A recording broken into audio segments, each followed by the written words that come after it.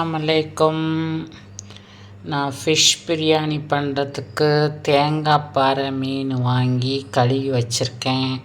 இப்போ மேரினேட் பண்ண போகிறேன். உப்புத்தூள், மிளகாத்தூள், மஞ்சத்தூள், லெமன் எல்லாம் போட்டு விரவி வைக்க போகிறேன். அப்புறம் பிரியாணி செய்முறை காட்டுறேன். ஃபிஷ் பிரியாணி அன்னைக்கு ஒரு பிரியாணி போட்டிருக்கேன், அது ஒரு மாடல், இது ஒரு மாடல். ஓகே, அஸ்ஸலாமு அலைக்கும். மேரினேட் பண்ணுறதுக்கு மிளகாத்தூள், ஜீரகத்தூள், மிளகுத்தூள், மல்லித்தூள், அப்புறம் 2 லெமன், அப்புறம் இதே நல்லெண்ணெய் கொஞ்சம். நான் இப்போ உப்பு போட்டு விரவி வச்சுருக்கேன். ஒரு 5 மினிட்ஸ் அப்படி வச்சுட்டு அதுக்கப்புறம் இந்த மசாலா எல்லாம் கொட்டணும். கொட்டிட்டு லெமன்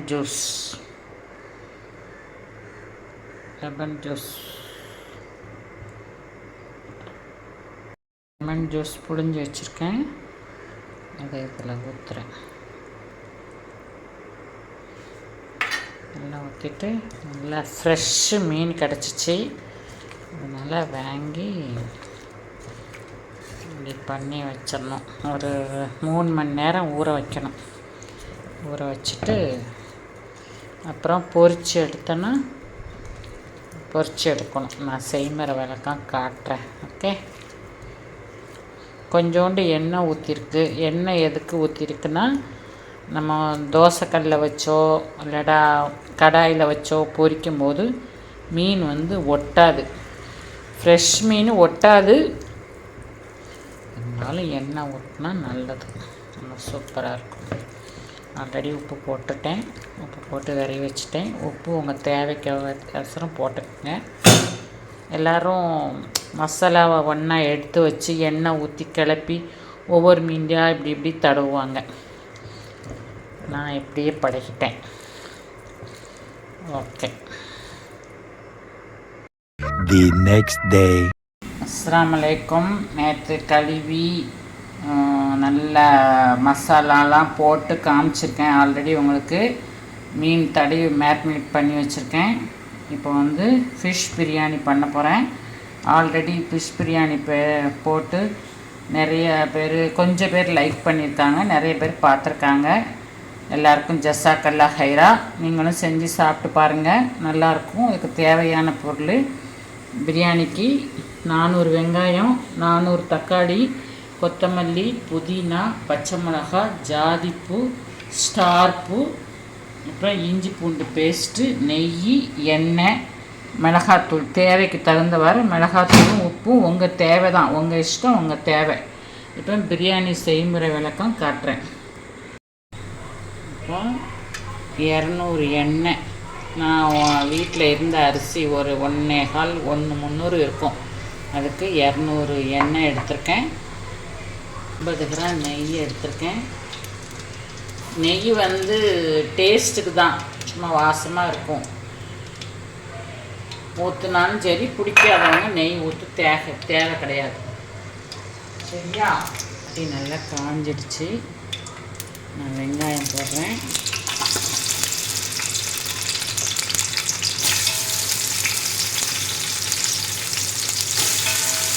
வெங்காயம் நல்லா வதங்கட்டும், அப்புறம் மேற்கொண்டு பார்ப்போம்.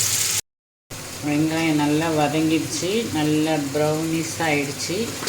இதுக்கு மேலே வெங்காயம் வேகக்கூடாது, நல்லதில்லை. இப்போ இஞ்சி பூண்டு பேஸ்ட் போடுறேன்.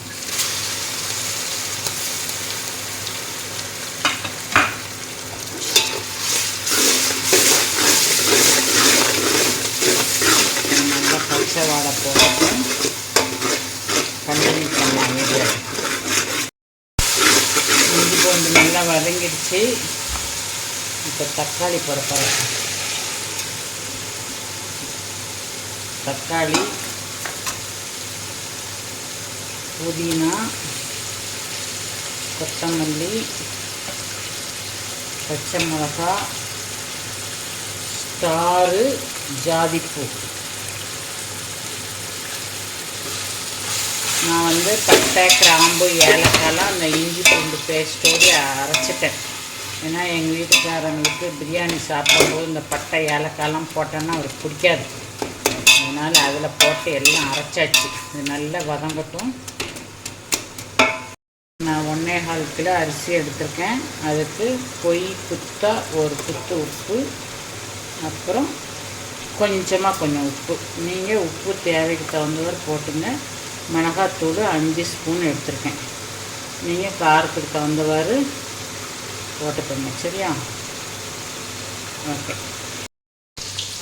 அஸ்ஸலாமு அலைக்கும். தக்காளி, வெங்காயம், பச்சை மிளகா, கொத்தமல்லி, புதினா எல்லாம் நல்ல இதாகிடுச்சு. எண்ணெய் பிரிஞ்சு வருது. 1க்கு 1.25 தண்ணி வச்சுருக்கேன். அளவு தண்ணி ஊற்றுறேன்.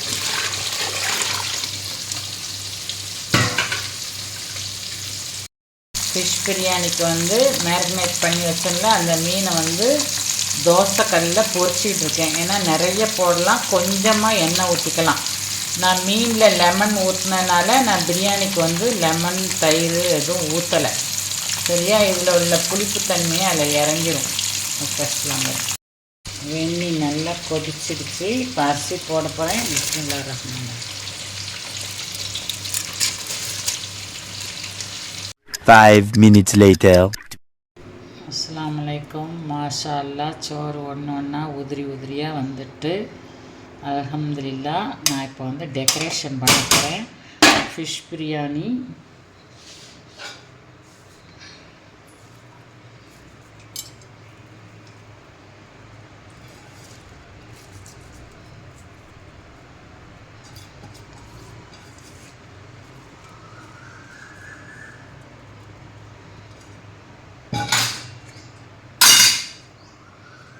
இப்போ நம்ம மீனை டெக்கரேஷன் பண்ண போகிறோம்.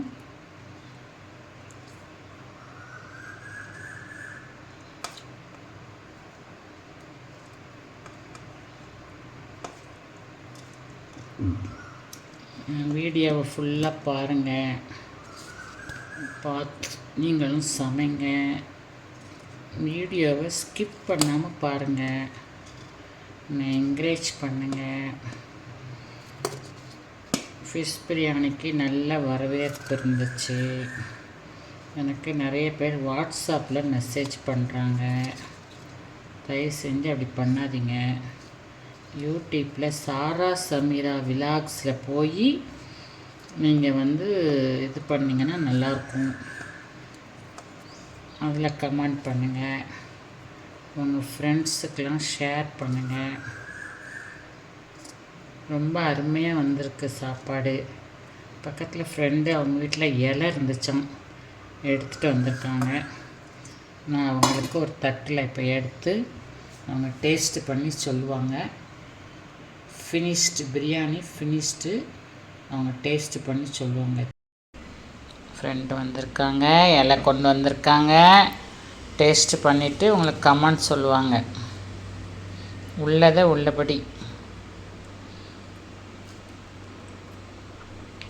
மசாலா நல்லா வந்திருக்கு.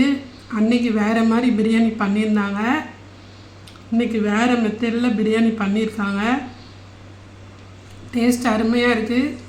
எல்லோரும் மீனை பொரித்து அந்த எண்ணெயை ஊற்றி தான் தாளிப்பாங்க. இவங்க அது ஹெல்த்தி கிடையாது அப்படிங்கிறதுனால பொரித்து வச்சு மேலே மேரினேட் பண்ணி பிரியாணி பண்ணியிருக்காங்க. இதுவுமே டேஸ்ட்டு அருமையாக இருக்குது. பாருங்கள், மீன் அதில் வச்சு எடுத்தோடனே நல்லா பூ போல் வெந்து நல்லா இருக்குது. நீங்களும் ட்ரை பண்ணுங்கள். சேனல் சப்ஸ்கிரைப் பண்ணுங்கள், லைக் பண்ணுங்கள், ஷேர் பண்ணுங்கள், கமெண்ட் பண்ணுங்கள்.